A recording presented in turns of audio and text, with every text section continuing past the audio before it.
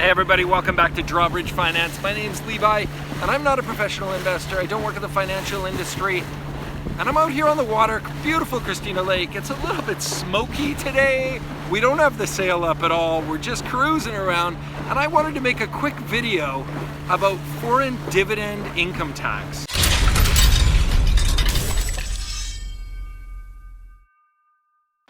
All right, so I'm not on the boat anymore. We finished with that. It was a fantastic day. We did some swimming and had some lunch on the beach. It was great, but I decided the sailboat was not the place to be shooting a financial video. So I'm doing it now that I'm back at my mom's place. We're here for a little visit, and I'm just gonna go through this really quickly with you guys because I realized in talking to people that nobody really understands how the foreign dividend withholding tax actually works. And it's quite interesting because as a Canadian, it's really easy for me to invest in dividend paying equities that are in the United States. But when I do that, the dividend doesn't actually get paid in full to me. So I'll give you guys a quick example. Now, if I own a stock on one of the American exchanges, like the NASDAQ, and that stock pays out a $100 dividend, I don't actually receive that $100. If it was a Canadian stock and they paid out $100 Canadian, I would receive the whole $100 Canadian.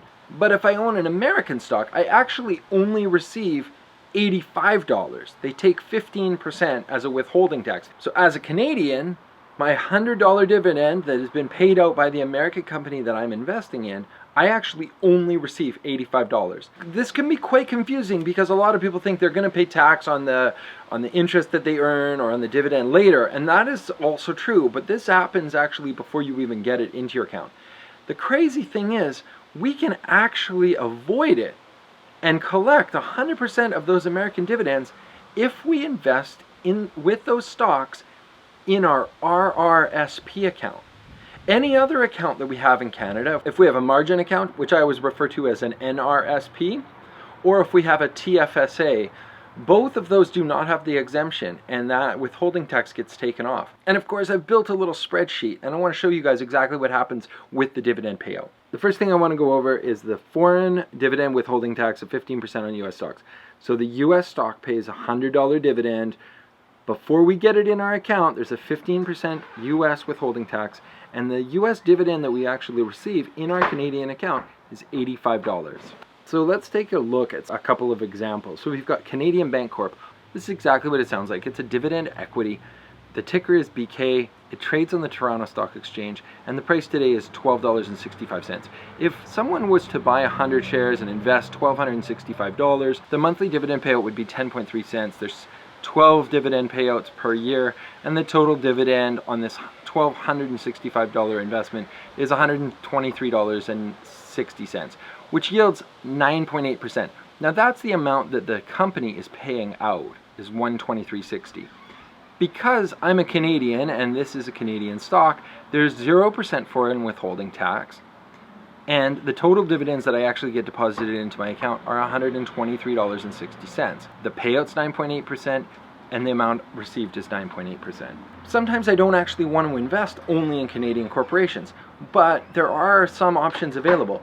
This next one we're going to look at is traded on the Toronto Stock Exchange, but the corporation actually invests in medical facilities that are all across America, all across the United States, California, Pennsylvania, Indiana, Arkansas, all over. There's hospitals all over. So let's take a look at this, because remember, this is traded on the Toronto Stock Exchange. So the ticker is Dr. DR, and the exchange is Toronto Stock Exchange. The share price is $14.95.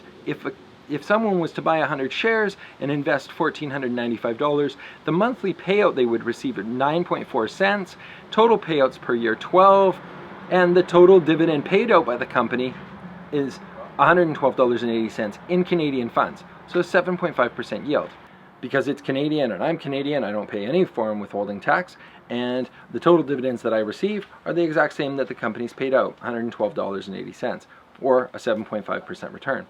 Now let's look at a third one. This is Senior Housing Property Trust. So this is senior care facilities in the United States, and it's not traded on the Toronto Stock Exchange, but rather on the NASDAQ. I'm purchasing in American dollars for $18.53 American. If I purchased 100 shares for a total investment of $1,853, the dividend payout would be quarterly of 39 cents. 4 payouts per year would equal $156, or 8.4% that the company is actually paying out. Now, because I'm Canadian and investing on a stock that is traded on the NASDAQ, I would have $23.40 taken off of this 156, and the amount deposited actually into my account would be $132.60 in American dollars, which means the yield that I'm actually receiving is not 8.4%, but actually only 7.2%. So comparing medical facilities to senior housing property trust, on the initial look, I would think that the senior housing property trust is paying a higher yield at 8.4%, and the medical facilities is paying a lower amount at 7.5%. But in reality, because I'm Canadian, I actually receive 7.5% from medical facilities. From senior housing, I only get 7.2%. So if we look at this in an NRSP or a TFSA, we can say that a $4,600 investment is going to pay out $392, but the amount that I actually receive is only $369, which results in an 8% yield. The companies pay out 8.5% and I receive 8%. Let's just do an ABC comparison just quickly and look at Alice, Bob, and Charlie. All three of them invest for $4,613. Alice puts it in her RSP, Bob puts it in a TFSA, and Charlie in an NRSP. So if BK pays out $123.60, Alice in an RSP receives $123.60, Bob receives the same, Charlie the same. This is Canadian companies with a Canadian stock. The dividend payout is the dividend received. If we look at Doctor Medical Facilities, it's actually an American company, but traded on the Canadian exchange. So because it's traded in Canada, $112 dividend, pays out $112 in all three types of accounts. But this senior housing American stock, because I'm Canadian, the only person that receives this $156 is the person that invests in their RSP. $156 received, $156 paid.